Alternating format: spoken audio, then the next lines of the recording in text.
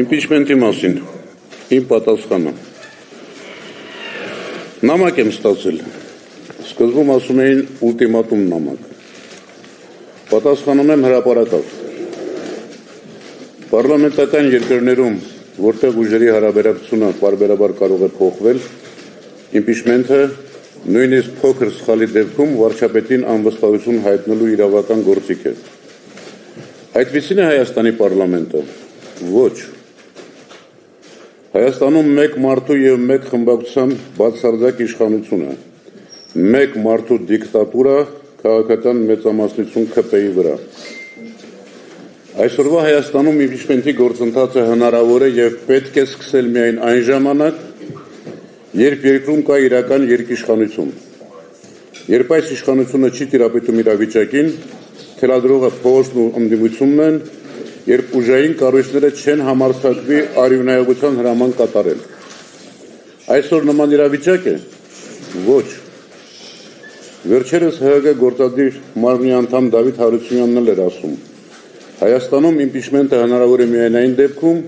երբ առկա է հզոր հանրային ճնշում։ Պետք է փորձել նման իրավիճակ ստեղծել։ Այո։ Կամ մեկ այլ մեկնաբանություն։ Փորձառու Դավիթ Հարությունյանը ասում է. նախաձեռնողները պրիմիտիվ չեն, ճկուն են և իր կարծիքով իրական նպատակը վարչապետի միասնական թեկնածու որոշելն է, առանց որի հնարավոր չէ impeachment սկսել։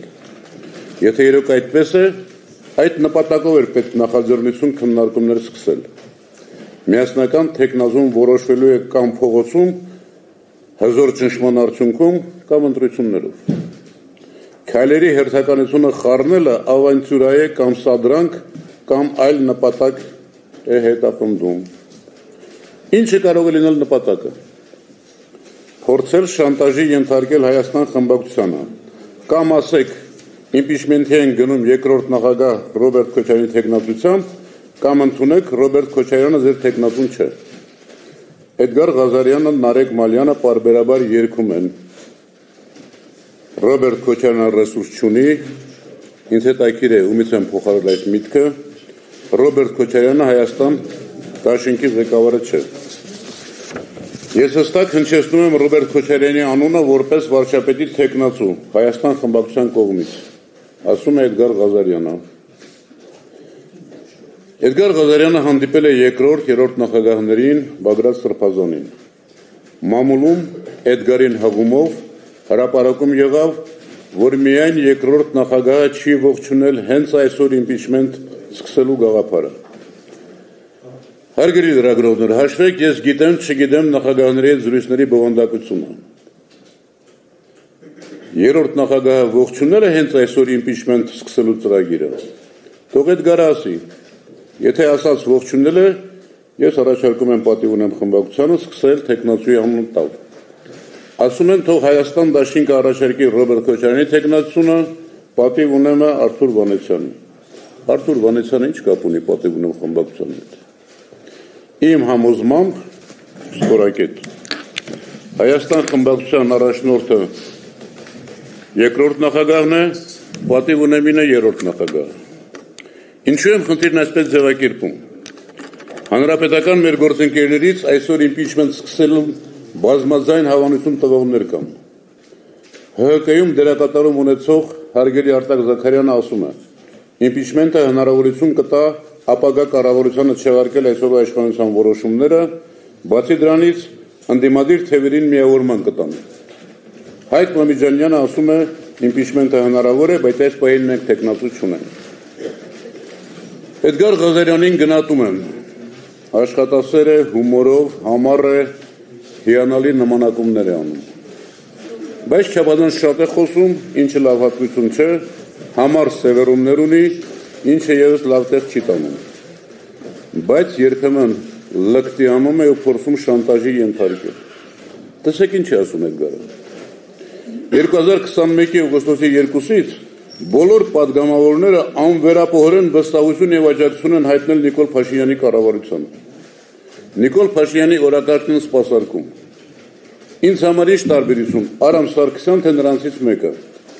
Եթե չստորագրեն, թող փորձեն հաջորդ ընտրություններում առաջադրվել։ Միայն իրենց բարեկեցության մասին մտածեն, աշխատավարձ ստանան, օգնական ունենան։ Անկեղծ ես չգիտեմ, Էդգարը այսօր կուսակցության անդամ է թե ոչ։ Հիշեցնեմ Էդգարին։ Ես միշտ օգնականներ եմ ունեցել։ Հաստատում եմ, ինքն էլ լավ օգնական էր։ Նարեկ Մալյանին միայն հիշեցնեմ, որ իրեն այդքան ոգևորած 2018-ի ելույթում ես նաև ասել եմ, կուրքեր չեմ ընդունում։ Եվ հետո Էդգարն ու Նարեկն են ինձ պարտադրելու այսօր անել մի բան, ինչին ես չեմ հավատում։ Ում են պարտադրելու։ Ես կճնշեմ այդ պատգամավորին, ասում է Նարեկը։ Դե ինչ ճնշի։ Նարեկը հաճախ լկտի անում է, ասում է 2021-ին խաբել են ավանցյուրիստի նման, քվեին կլյանչի տանում, անդիմադիր աֆերիստներ, անբարոյական կեցվածք ունեն։ Սիրով ասեմ, լկտիությամբ Նարեկի հետ կարող են մրցել միայն մի քանի ԿՊԱ-ական պատգամավորներ։ Հարգելի լրագրողներ, թող ձյուն չգա Նարեկ Մալյանի հետ Գարղազարյանի գլխին, թող կանաչ արև ունենան, բայց թող չափերը ճանաչեն,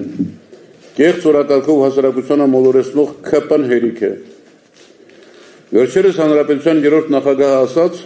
որ իշխանափոխության ծրագիր ունեն մինչև 26 թվականը։ ՀՀԿ-ն նաև միշտ հայտարարել է, որ ոչ մի ընդդիմադիր ուժ միայնակ իշխանափոխություն չի կարող անել։ Ուրեմն այդ ծրագիրը կներկայացվի, կտեսնենք։ Վստահ եմ, այդ ծրագիրը հենց այսօր իմպիչմենտ սկսելը չէ։ Ինձ համար այս թեման այլևս փակ է, որովհետև Հայաստան դաշինքի եւ երկրորդ նախագահի դեմ կազմակերպած այս արշավը բարոյական չէ։ Իսկ ինչը բարոյական չէ, արդյունավետ չի լինելու։ Շնորհակալ եմ, հարցեր չկան։